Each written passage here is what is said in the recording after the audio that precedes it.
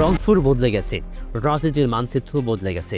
আর যারা এখনও পুরনো প্রবাদ মুখে ঘুরাচ্ছেন এরশাদের ঘাটে রংপুর, তারা আসলেই ইতিহাসের ভুল পাতায় আটকে আছেন। একসময় বলা হতো রংপুর এরশাদের ঘাঁটি, বগুড়া জিয়ার ঘাঁটি, গোপালগঞ্জ শেখ হাসিনার ঘাঁটি। এই কথাগুলো একসময় সত্য ছিল, কিন্তু 2026 সালের জানুয়ারিতে দাঁড়িয়ে স্পষ্ট করে বলতে হয় এ প্রবাদ এখন ইতিহাস। সময় বদলেছে, মানুষ বদলেছে, আর সবচেয়ে বড় কথা, রাজনীতির বাস্তবতা বদলে গেছে। মানুষ এখন পরিবর্তন চাই। আজ রংপুর শুধু ভৌগোলিক কোনো বিভাগ নয়, আজ রংপুর বাংলাদেশের রাজনীতির গেম চেঞ্জার। আজ রংপুর মানেই জামাতের শক্ত ঘাঁটি। যারা এতদিন ব্যঙ্গ করে বলতো জামাত মিছিল করতে পারে, মিটিং করতে পারে, বড় বড় বক্তব্য দিতে পারে, বাস্তবে মাঠে তাদের কোনো ভোট নাই, তাদের বলবো চোখ খুলে রংপুরের সমাবেশের দিকে তাকান। ভোটের অঙ্ক কাগজে না, মাঠে হয়। আর মাঠের ছবি এখন একদম পরিষ্কার। জাতীয় নির্বাচনে জামাত যে 3টি বিভাগকে টার্গেট করে ক্ষমতা যাওয়ার স্বপ্ন দেখেছে, তার সেন্ট্রাল পয়েন্ট হলো রংপুর বিভাগ। এটা কোনো আবেগের কথা না, এটা কঠিন রাজনৈতিক বাস্তবতা। প্রমাণ চান? সাধারণত বড় দলগুলো ছোট শরিকদের আসন ছেড়ে দেয়, কিন্তু রংপুরে জামাত তাদের শরিকদের মাত্র 4টি আসন ছেড়েছে, বাকি 29টি আসনে নিজস্ব পাথে দিয়েছে। প্রশ্ন একটাই, কেন? কারণ জামাত জানে রংপুরে তাদের ভোট ব্যাংক এতটাই শক্ত যে কারো দয়ার দরকার নেই। আজকের আলোচনায় আমরা দেখব কীভাবে এরশাদের দুর্গ ভেঙে জামাত রংপুরে নিজেদের দুর্গ গড়ে তুলল। প্রথমত বিএনপির কথা বলে। রংপুরে বিএনপির ভোট ব্যাংক ঐতিহাসিকভাবে দুর্বল, এটা নতুন কিছু না। আর জাতীয় পার্টি, এরশাদবিহীন জাতীয় পার্টি এখন কার্যত অভিভাবকহীন।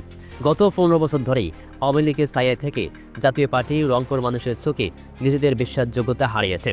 মানুষ মনে করতে এরা বিরোধী না, এরা গৃহপালিত, এরা বিরক্তি। এ খুবই জামাত কাজে লাগিয়েছে, সবচেয়ে কৌশলগতভাবে। জাতীয় পার্টির যে বিশাল ভোট ব্যাংক ছিল, সেটা ধীরে ধীরে কিন্তু স্থায়ীভাবে কনভার্ট হয়ে জামাতে চলে এসেছে। মানুষ দেখেছে গত 15 বছর জামাত মাঠে ছিল, মার খেয়েছে, মামলা খেয়েছে, জেল ফেরেছে, কিন্তু ফালায়নি। আজ যে লাখ লাখ মানুষ সমাবেশে দেখা যাচ্ছে, সেটা একদিনে তৈরি হয়নি, এটা দীর্ঘদিনের ত্যাগ আর ধৈর্যের ফল। এবার রংপুর বিভাগের জিও পলিটিক্যাল গুরুত্বটা বুঝতে হবে।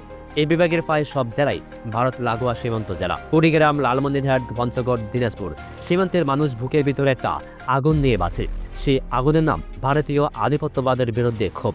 সীমান্তে মানুষ পাখির মতো গুলিতে মারা যায়, পানি আটকে রাখা হয়, তিস্তার পানি পায় না রংপুর। এই অঞ্চলের মানুষের বিশ্বাস আওয়ামী লীগ ভারতের খুব কাছের, জাতীয় পার্টিও তাই।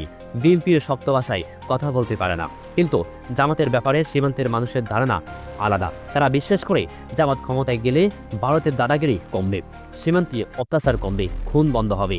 এর সার্বভৌমত্বের গ্যারান্টি জামাত কি রংপুরে অপ্রতিদ্বন্দ্বী করেছেন।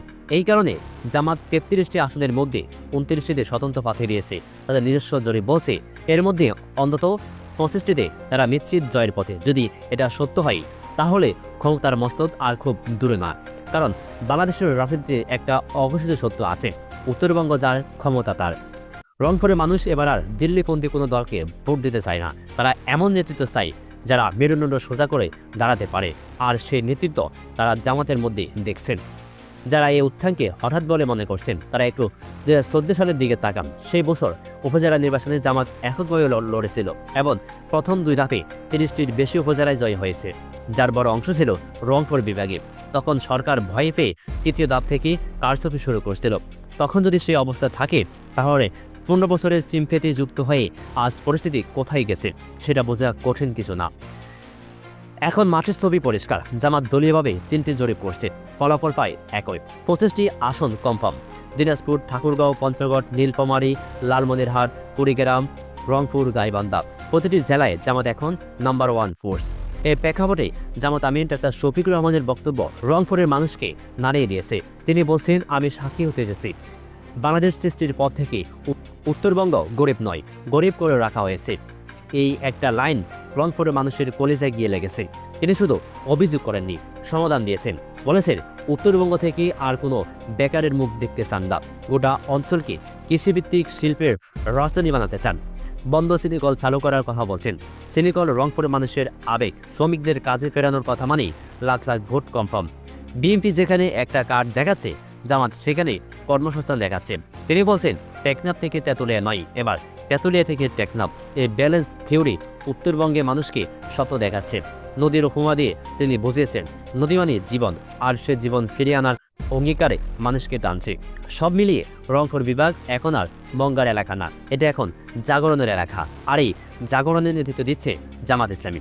আগামী 12 ফেব্রুয়ারি রংপুর বিভাগ থেকে অন্তত 25 জন এমপি সংসদে গেলে সে 25 জন ঠিক করে দিবে কে হবে বাংলাদেশের প্রধানমন্ত্রী। উত্তরবঙ্গ জেগেছে, সীমান্তের মানুষ জেগেছে, এবার তারা দেশের চালিকা শক্তি হতে চায়। দর্শক, আপনি কি মনে করেন জানান কমেন্টের ঘরে আপনার মূল্যবান মন্তব্য। আর এই চ্যানেলে নতুন হয়ে থাকলে সাবস্ক্রাইব করে আমাদের সাথে থাকুন। ধন্যবাদ।